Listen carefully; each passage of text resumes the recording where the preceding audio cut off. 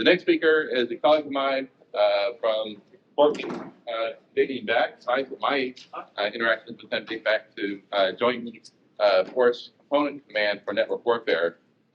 He is currently a cyber systems researcher at the Massachusetts Institute of Technology's Lincoln Laboratory, and he is also a former U.S. Cybercom J9 Deputy Director of Technology. So, without further ado, Mr. Mike Thomas. We'll get started. So today I wanted to focus on persistent innovation. I didn't coin that term. I borrowed that term. It comes from a strategy that General Nakasone put out that referred to persistent engagement, persistent presence, and supported by persistent innovation. But no one ever really defined persistent innovation. There's been a lot of effort to define persistent engagement and persistent presence. My 2 cent summary of that is, cyber isn't something you leave on the shelf until you need it. Especially if you want to use it as a deterrent. You have to actually be out doing cyber, defending against and conducting cyber operations against your adversaries. Or they won't believe you have the capability, and when you actually need the capability, you won't be able to dust it off and use it in time. But you can't do any of this without persistent innovation.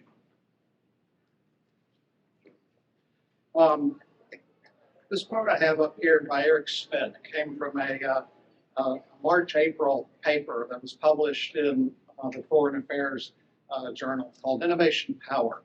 I highly recommend reading this if you haven't seen it. The quick summary is our nation, our government, needs to learn to innovate, or our way of life will die.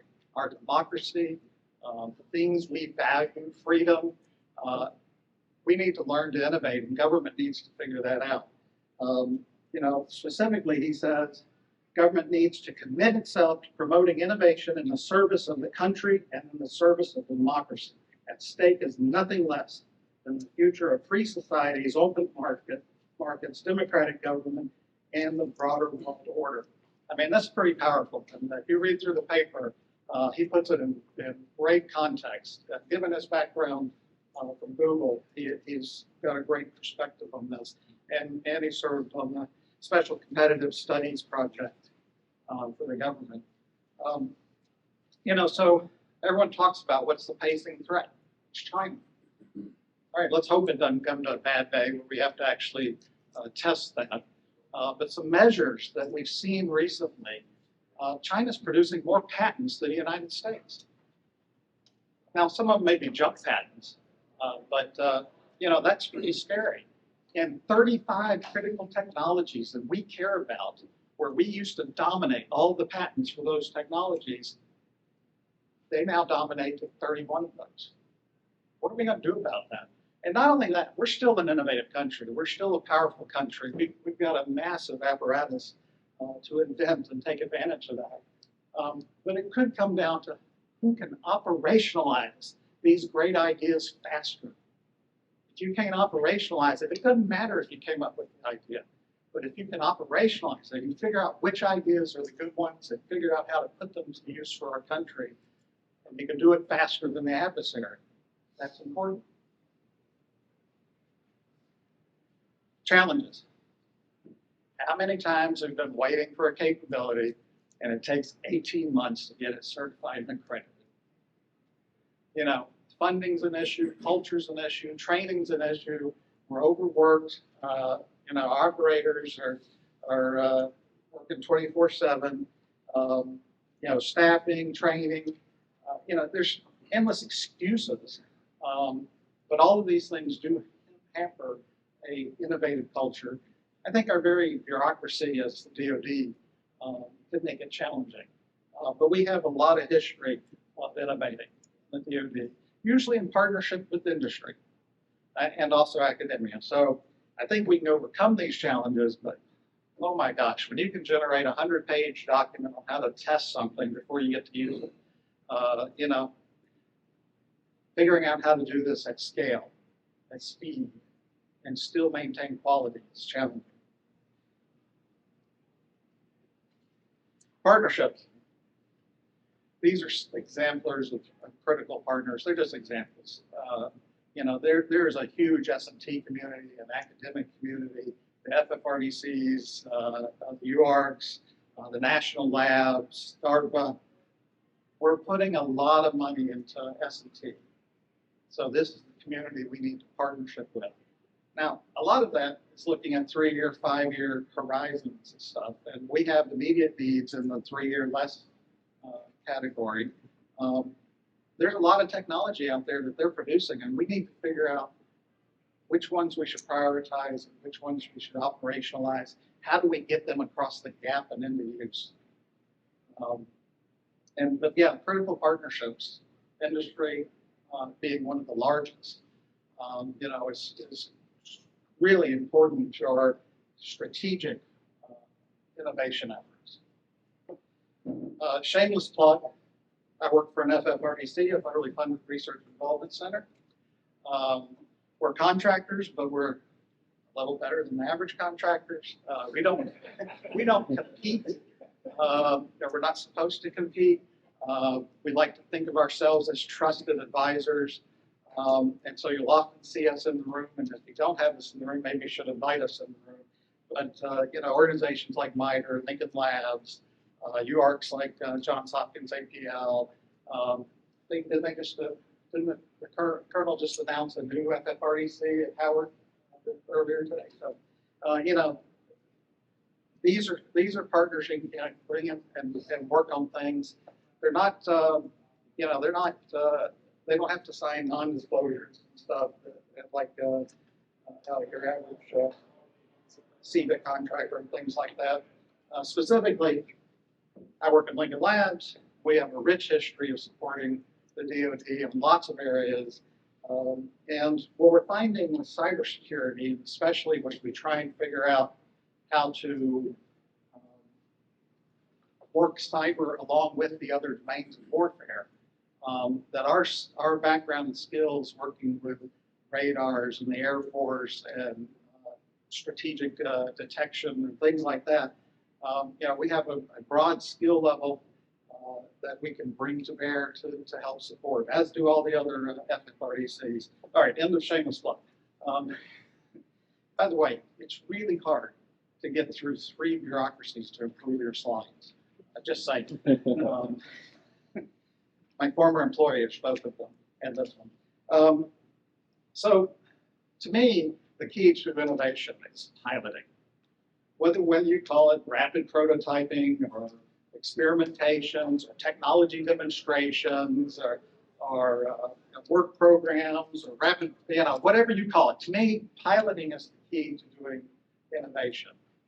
Do the pilot, fail fast, adjust, move on, pilot again. And I can tell you at Lincoln, we're still supporting pilots that there will never be a program of record for, and these pilots are being used today to defend the country. They're operational pilots. But to me, piloting is the part of innovation that is critical to the ecosystem. But to do that, holy crap, we need a place to do it. We need leadership support. We need funding. We need to work hand in hand with security.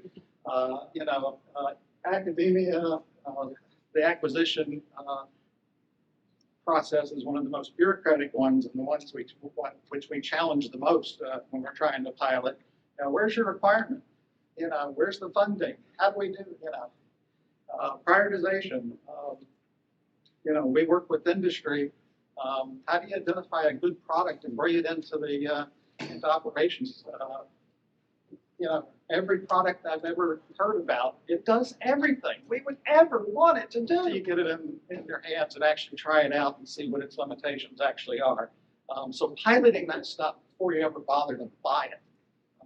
You know, to get your operators' hands on it, to see what it actually does. And there are partnerships with industry, like EQTEL, where we can work hand in hand with industry to customize products to meet our needs. You know, no one in the real world needs something that works on an isolated network, just the government. You know, so but every new product out there is designed to work on the internet. So how do you get it to work on a closed enclave? You know, we have to work with industry on those kinds of things, and it's not profitable for them to do it unless we make it profitable for them to do it. Oh, and don't forget legal policy. Although I've got a new friend, he's a lawyer, and he's the best lawyer I've met in this area, so I'm optimistic.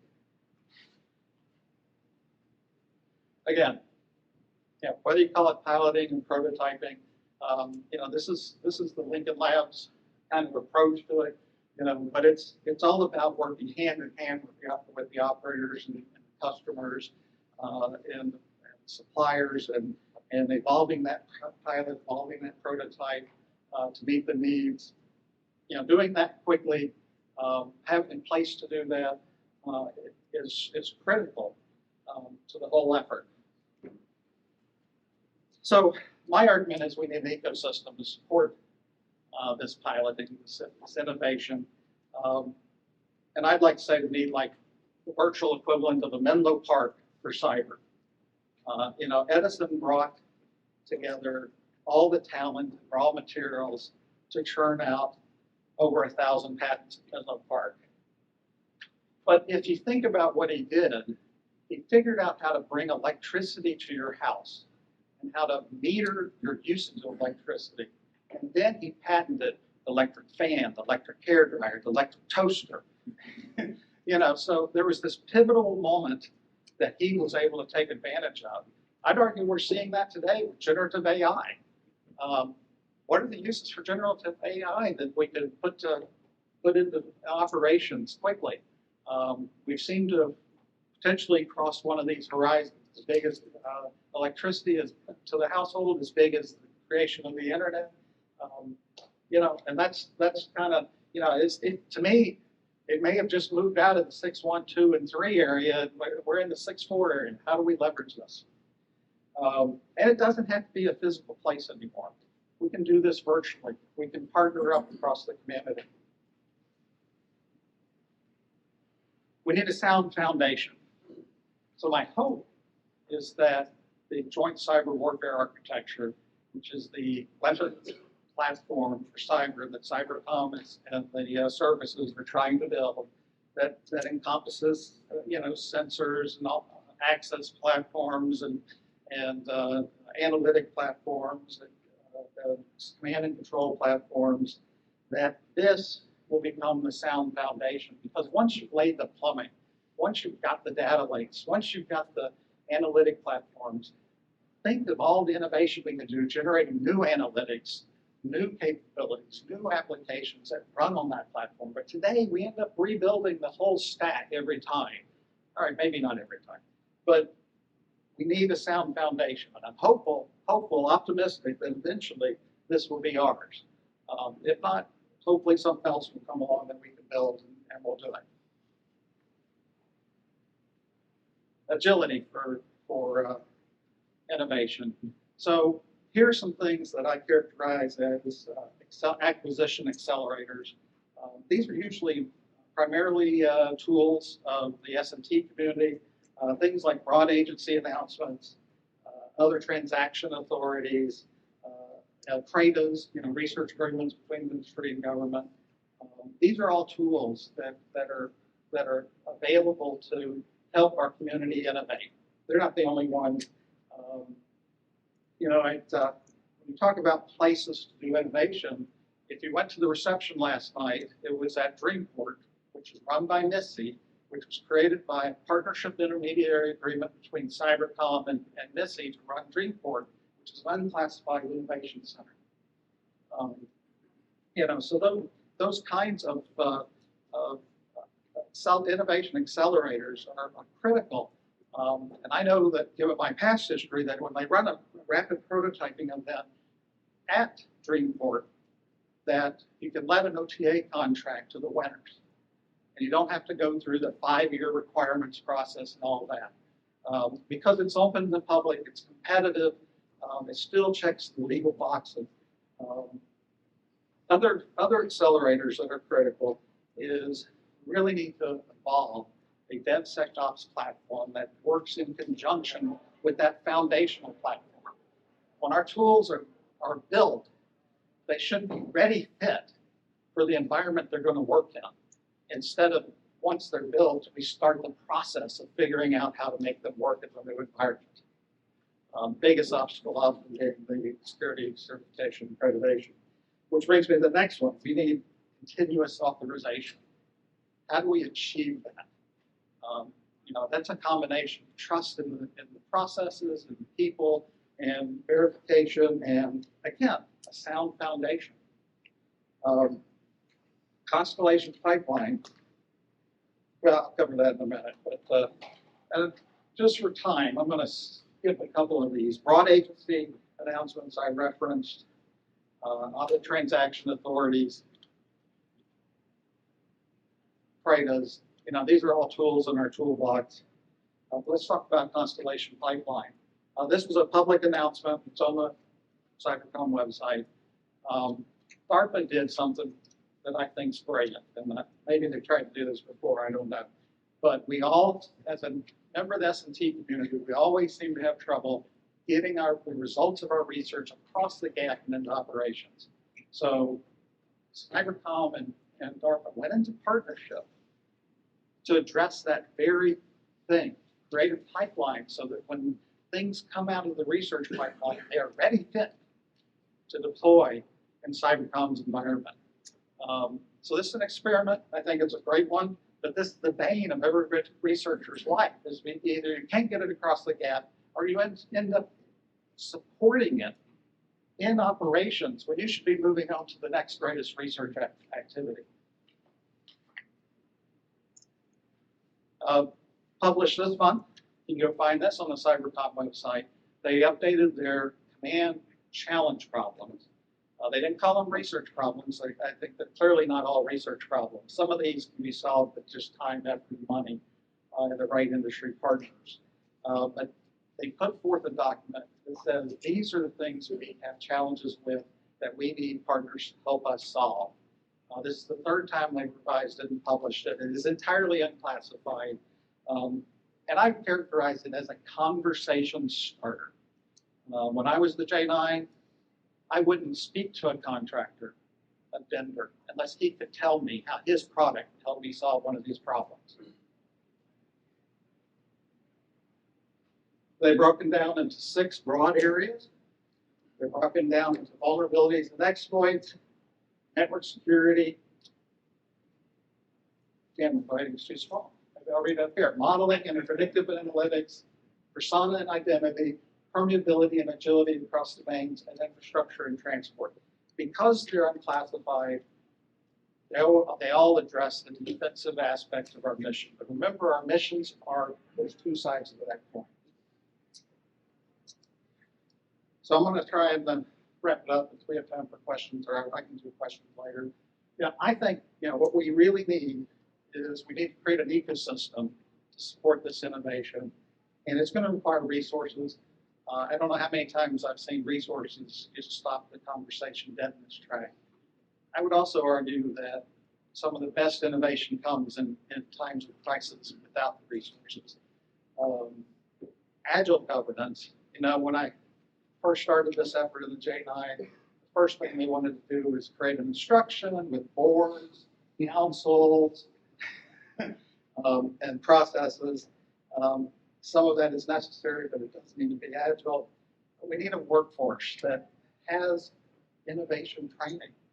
When I was in NSA, I sponsored several classes on innovative training. Unfortunately, what I found is the workforce embraced it, but the leadership didn't always embrace it. They literally did. They weren't always empowering the workforce like you would need to do. And then novel technologies. This is where we've got to tap our S&T community, our industry, academia, to get the right solutions, figure out what they are, and operationalize them, give us the advantage against the adversary.